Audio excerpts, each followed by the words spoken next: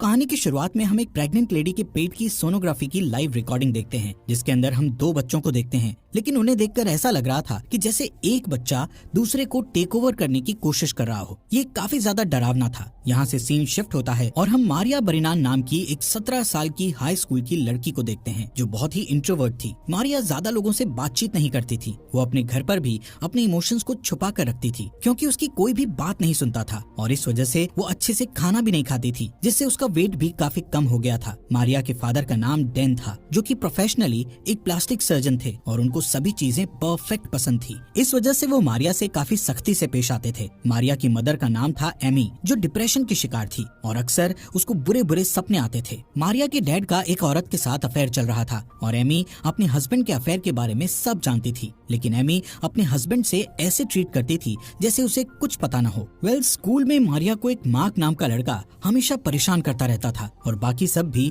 उस पर हंसते थे, क्योंकि वो लोगों से काफी दूर रहती थी। मारिया की एक बेस्ट फ्रेंड थी जिसका नाम था लिली, जिसके बॉयफ्रेंड सीन पर मारिया को क्रश था और इसीलिए वो लिली से जेलस फील करती थी। इस वजह से मारिया स्मोकिंग करने लगी थी। एक दिन अपने घर पर मारिया को अचानक से एक सोनोग्राफ इमेज दिखाई देती है, जिसके अंदर ट्विंस बच्चे थे और ये एग्जैक्ट वही इमेज थी जो हमें मूवी की शुरुआत में दिखाई गई थी। ठीक इसके कुछ दिन बाद से ही मारिया को अपने मिरर रिफ्लेक्शन से आवाजें आना शुरू हो जाती हैं और अक्सर मारिया अपनी मिरर रिफ्लेक्शन को अलग चीजें करते देखती थी, जिससे शुरू में तो मारिया को बहुत डर लगता है, लेकिन धीरे धीरे मारिया अपनी मिरर इमेज से बातें करने लगती है। उसकी मिरर इमेज मारिया को अपना नाम आयरम बताती है। आयरम मारिया के मुकाबले काफी ज्यादा ब्यूटीफुल, चार्मिंग एंड कॉन्फिडेंट थी। बेसिकली मारिया जैसे बनना चाहती थी, आयरम के अंदर वही सारी खूबियां थी। वो दोनों आपस में बहुत बातें करने लगते हैं। मारिया को फील होता है कि फाइनली कोई तो उसे मिला जो उसकी बातें और फीलिंग्स को समझता है। यहाँ से सीन शिफ्ट होता है और हम देखते हैं कि मारिया को प्रॉम नाइट में जाने के लिए उसके पेरेंट्स फोर्स कर रहे थे, लेकिन मारिया श्योर नहीं थी कि वो किसके साथ प्रॉम नाइट पर जाएगी। प्रॉम नाइट में आइस स्केटिंग डांस करना था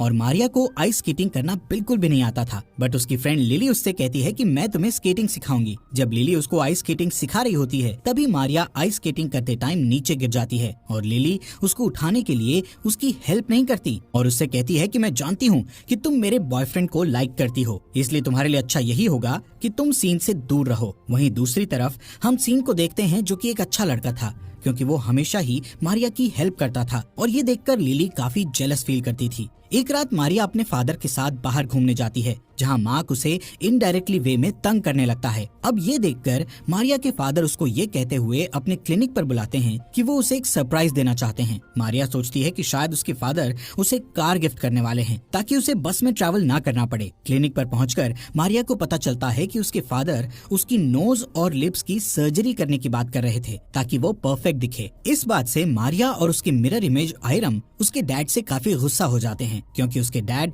हमेशा परफेक्शन के पीछे भागते रहते थे और कभी भी मारिया को प्यार नहीं करते थे। खैर, अब मारिया प्रॉम नाइट में जाने के लिए तैयार हो जाती है, लेकिन प्रॉम नाइट में मार्क सबके सामने उसकी काफी इंसल्ट करता है, जिससे वो रोते हुए वॉशरूम में चली जाती है और अपनी मिरर इमेज आयरम से अपनी जगह बदल लेती है, ताकि आयरम उसकी सारी प्रॉब्लम्स को सॉल्व कर दे। अब आयरम फाइनली बाहर आ जाती है और वो मारिया की जगह लेकर सभी से बदला लेना शुरू करती है। सबसे पहले वो मार्क को अपनी तरफ अट्रैक्ट करके फीमेल शावर रूम में ले जाकर उसका घुटना हॉकी स्टिक से तोड़ देती है, जिसके बाद मार्क मारिया को कभी भी तंग नहीं करता। घर पर आने के बाद उसके पेरेंट्स देखते हैं कि उसका नेचर बदला बदला सा लग रहा है। वो सही से खाना खा रही थी, अब बाकी दुनिया के लिए तो वो मारिया ही थी, लेकिन किसी को ये नहीं पता था कि आयरम ने मारिया की जगह ले ली है। दूसरी तरफ मारिया भी बहुत खुश थी कि अब सभी चीजें सही हो रही हैं, लेकिन यहाँ से सब नॉर्मल नहीं रहने वाला था। आयरम अपने डैड के क्लिनिक पे जाकर वहाँ अपनी मॉम एमी और अपने डैड डैन की गर्लफ्रेंड को कॉल करके एक ही टाइम पर बुलाती है, जिससे उसकी मॉम समझ जाए कि उसके हस्बैंड डैन का अफेयर किसके साथ चल रहा है। घर आकर आयरम अपनी मॉम से बदतमीजी करती है और कहती है कि उनको अपने हस्बैंड के अफेयर के बारे में सब पता होने के बावजूद भी उन्होंने कोई एक्शन क्यों नहीं लिया, जिस पर एमी आयरम को जोरदार थप्पड़ मारती है।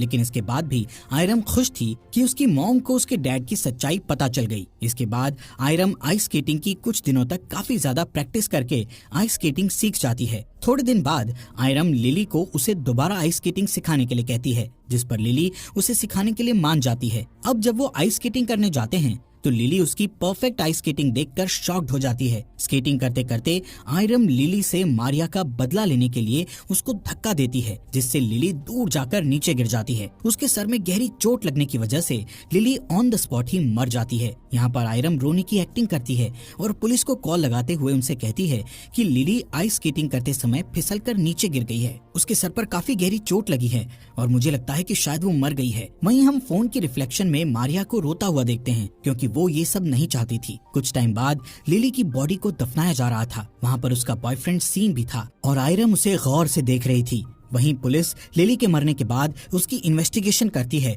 जहां पर उसका शक सीधा आयरम पर जाता है, क्योंकि लिली एक बहुत बढ़िया आइस स्केटिंग चैंपियन थी और उसका इस तरह बर्फ से फिसलकर मरना नामुमकिन था। यहाँ से आयरम सीधा सीन के घर जाती है, जहाँ वो सीन से कहती है कि वो उसको बहुत लाइक करती है। इसके बाद वो दोनों इंटीमेट होने लगते हैं। इससे मारिया का इविल रूप यानी आयरम मारिया की बॉडी का इस्तेमाल करके अपनी इच्छाएं पूरी कर रही थी। इंटीमेट होने के बाद आयरम और सीन दोनों एक दूसरे से प्यार करने लगते थे। वो दोनों कई बार स्कूल भी बंक करते और क्वालिटी टाइम स्पेंड करते, लेकिन पुलिस उन पर नजर रख रही थी, क्योंकि पुलिस को लिली की मौत का शक इन दोनों पर ही था। एक दिन मारिया के डैड और मॉम की आपस में लड़ाई हो जाती है और डैन घर छोड़कर चला जाता है। वहीं एक दिन आयरम और सीन स्कूल बंक करके होटल में जाते हैं इंटीमेट होने के लिए, लेकिन तभी सीन के पास उसकी मॉम का कॉल आता है और वो कहती है कि पुलिस तुम दोनों से कुछ बात करना चाहती है, जिससे सीन आयरम को अपने साथ चलने के लिए कहता है। लेकिन आयरम सीन से ये कहकर मना कर देती है कि वो पुलिस के पास नहीं जाना चाहती। इतना सुनते ही सीन को आयरम पर शक होता है। तभी आयरम सीन के सर पर बॉटल मार देती है, जिससे सीन की मौके पर ही डेथ हो जाती है। अब आयरम ड्रिंक करके मारिया के डैड डैन की क्लिनिक में जाती है, जब वहाँ पर कोई भी नहीं होता, और अपने डैड से कहती है कि क्या आप मुझे तब भी प्यार करते जब मैं परफेक्ट नहीं होती। यहाँ हमें पता चलता है कि असल में मूवी के स्टार्ट में हमें जो सोनोग्राफी दिखाई गई थी वो मारिया की मॉम एमी की प्रेगनेंसी की थी और ओरिजिनली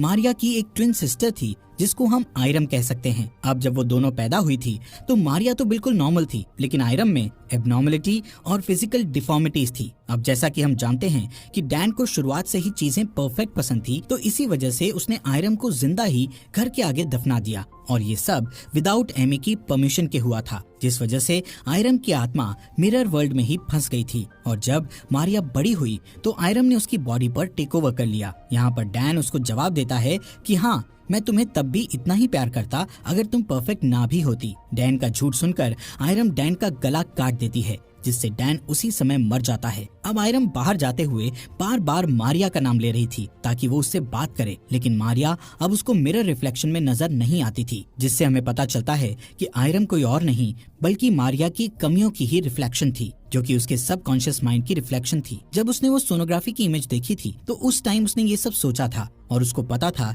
कि उसकी एक सिस्टर थी जिसको जिंदा ही दफन कर दिया गया था, जिसकी वजह से उसके ब्रेन ने ये सब इमेजिन किया था। यहाँ पर असल में मारिया ही थी जिसने ये सब किया था, इसीलिए उसके पेरेंट्स शुरू से ही उसके लिए काफी परेशान रहते थे। उसका वेट भी इसीलिए कम हो रहा था क्योंकि वो दिमाग से थोड़ी डिस्टर्ब हो चुकी थी, और अब आयरम की सारी पर्सनालिटीज मारिया की पर्सनालिटी से जुड़ चुकी थी। इसके बाद मारिया अपने घर में आकर अपनी मॉम एमी के पास आकर लेट जाती है और हम कुछ मिरर्ड बस शॉट में देखते हैं कि वहाँ पर एमी के साथ 2 लड़कियां लेटी हुई थी, जो कि ये सिग्निफाई करता है कि मारिया ने अब ट्विंस की पर्सनालिटी ले ली है।